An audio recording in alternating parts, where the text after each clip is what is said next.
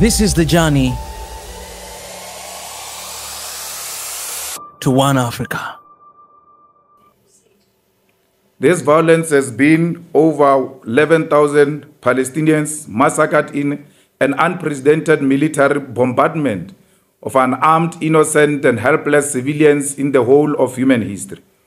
In this inhuman bombardment, the Israeli Defense Force has murdered 4,650 children, 3,145 women, 198 medics, 22 civil defense personnel, and 51 journalists. Reports also indicate that 29,200 Palestinians in Gaza are injured. Above all, at least 3,600 people remain unaccounted for. In the devastation of buildings and landscapes, apartheid Israel aggression has forced 25 hospitals and 52 healthcare centers out of service, while 55 ambulances were targeted by Israeli forces.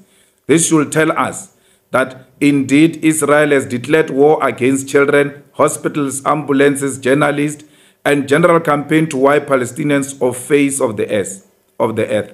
Many here will try to defend the defenseless situation in that country, but we all know that this is not defensible. However, this will be deliberate effort to blind us to the true story of Palestine, a story of over 70 of inhumanity that started with a colonial military occupation and ethnic cleansing of Palestinians by Zionist forces that established the State of Israel in 1948 as an apartheid state. A story of what Palestinians call the Nakaba, where Zionist colonial forces backed by British and USA governments expelled at least 750,000 Palestinians from their homes, lands, and captured 78% of historic Palestine. Here is where the remaining 22% was divided into what we now call the occupied West Bank and the besieged Gaza Strip. Since then, even the 22% was never allowed any form of self-determination. Palestinians have lived under Israeli military occupation without basic human rights, such as the rights to life, the right to equality, the right to a fair trial, the right to protest, the freedom of speech, the freedom of movement, the freedom of assembly or media freedom.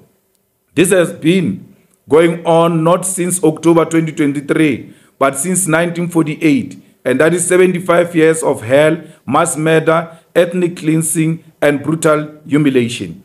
We must remember that over 12,000 Palestinians, children, have been detained since the year 2000 alone. Of these, over 700 children who are unaccounted for in Israel.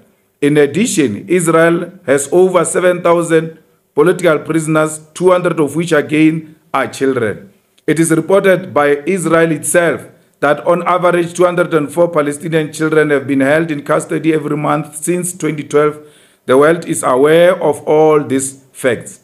Israel does not see Palestinian children. It hates them the same way the apartheid regime hated children like Tsitsi Mashinini, Hector Peterson, and many who were murdered in Soweto in 1976 and beyond. The world is unaware that Israel constructed a wall and fence that separated Palestinian towns and villages from Israel settlements, which designated only the occupied West and Gaza. In Gaza, for over 50 years, this has been caused a population of 2 million people living on top of each other, the most densely populated area on earth. There are over 100 racially discriminated checkpoints, separate roads in which over 130 occasional roadblocks and searches conducted subject Palestinians to constant humiliation and dehumanization. In recent years, before the current destruction of Gaza, Israel launched 4 protracted military assaults on Gaza alone in 2008, 2012, 2014, 2021. The 2008 assaults involved the use of internationally banned weapons such as phosphorus gas. In 2014, over a span of 50 days, Israel killed more than 2,100 Palestinians, including 1,462 civilians and close to 500 children. During the assault, they called Operation Protective Edge, about 11,000 Palestinians were wounded, 20,000 homes destroyed, and 500,000 people displaced.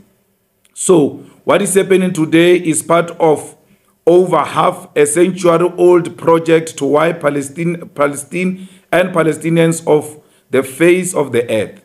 It is a systematic and gradual genocide unleashed by the state that established itself as an ethnic exclusive state of Jews at the expense of indigenous Palestinian population. We must therefore reject the idea that because Israel calls itself a Jewish state, opposing its brutal apartheid system is anti-Semitic. There is nothing anti-Semitic about opposing injustice, particularly apartheid. Zionism does not equal Jewishness or Judaism. No one must manipulate scripture in the Bible or the Torah to promote ethnic cleansing, racism, and the mass murder of people.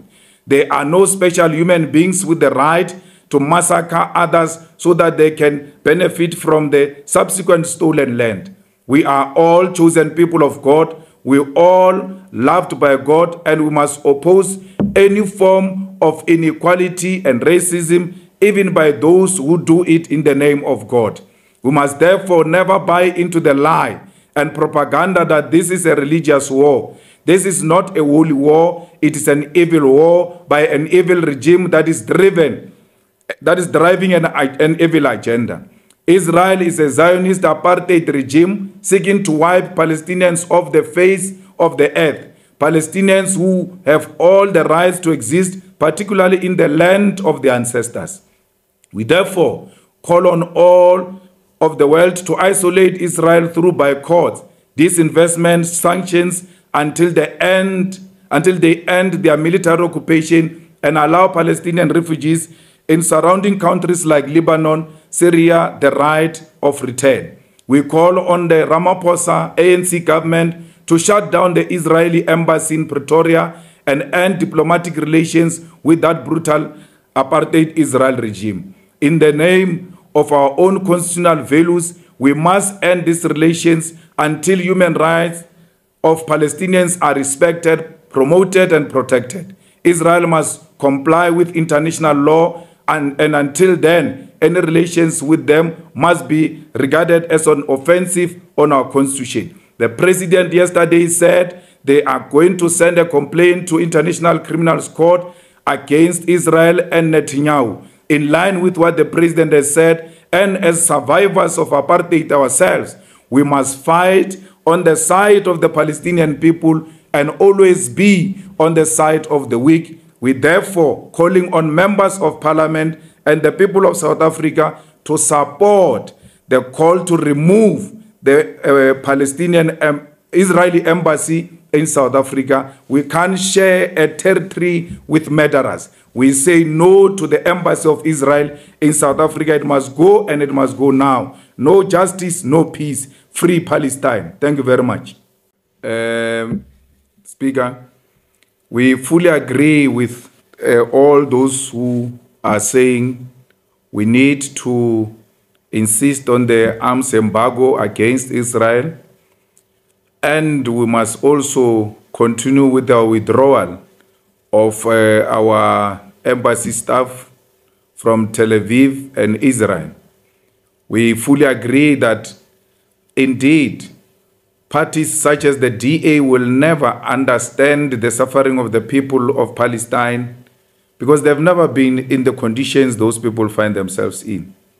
If anything, they benefited from the suffering and the pain of others, and they will not immediately relate with what is happening in Palestine. We know what is forced removal. We know what is land occupation.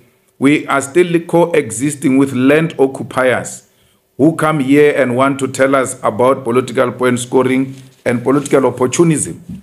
We cannot be lectured about human rights by beneficiaries of the butchering of our people. People who still wish that the tables can turn and that they can perpetuate what they used to do during apartheid days. So for the fact that they do not have an experience of being a victim of an apartheid, they will never support this. Why should it come as a surprise that the IFP will not support an action to remove an Israeli embassy? They did not support sanctions against apartheid. They did not support the international isolation of the South African apartheid. And they've always been the collaborators. They are direct beneficiaries of some of those who are linked with the apartheid, Zionist apartheid state. So apartheid collaborators and the people who opposed apartheid sanctions and international isolation do not stand any chance of supporting exactly the same call that we're making, because we know the power of international solidarity. So we're calling on all progressive forces to reject the blackmail of the FF Plus when it says that ANC will support EFF, the ANC can't support EFF, the ANC must be bold. That's how those who benefited from the blood of others will behave. The bloodsuckers, the vultures, the people who are still longing for the human flesh of Africans will never see anything wrong with what is happening in Palestine. Stop scaring us about economic opportunities that are going to be denied when we are removing the embassy of Israel. That is Swart Khefar. It is what Afrikaner apartheid apologists survived with. They always created scaremongering and scare tactics for people not to support the genuine struggle. A product, the immediate beneficiary, the grandchild of the inventors of Swart Khefar is coming with Swart Khefar tactics here, that there are certain economic opportunities that if you remove the Israeli embassy, you will forfeit those opportunities and certain skills. That's what Afrikaner apartheid apologist survives on. And this should never be shocking to some of us. So we agree that indeed the referral to the ICC by the president, it's a clear direction that we cannot say these people are engaged in violation of human rights and still have them in our territory. They need to go. We need to take a bold move and say these people will go. And these people must go with immediate effect. We are not opposed to any amendment of any motion, because for us, this is not political opportunism. This is not point scoring. As long as at the end of the day, we agree that the Israeli embassy must be dismissed from South Africa, the rest of other gymnastics which people feel that they need to add on this motion are more than welcome, especially the ANC that pride itself of having benefited from international solidarity. It's an opportunity now for you to stand on the side of the people of Palestine, who have been on the side of the people of South Africa in the struggle against apartheid. It is our opportunity now to thank the world and teach the international criminals that their crimes will no longer go unpunished. Our struggle for the self-determination of the people of Israel is nothing against the Jewish people, is everything against Netanyahu, is everything against the Zionists, is everything against violation of human rights. This morning we're bombarded with SMSs on our phones and emails and social media accounts because the Board of Deputies and the Zionist Federation send their members our numbers to insult us, to intimidate us. We'll never be intimidated.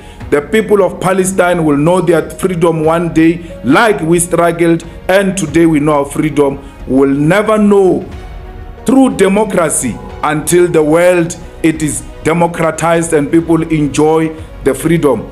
Palestine shall be free, whether the apartheid apologists like it or not, will be on the side of the people of Palestine. I thank you.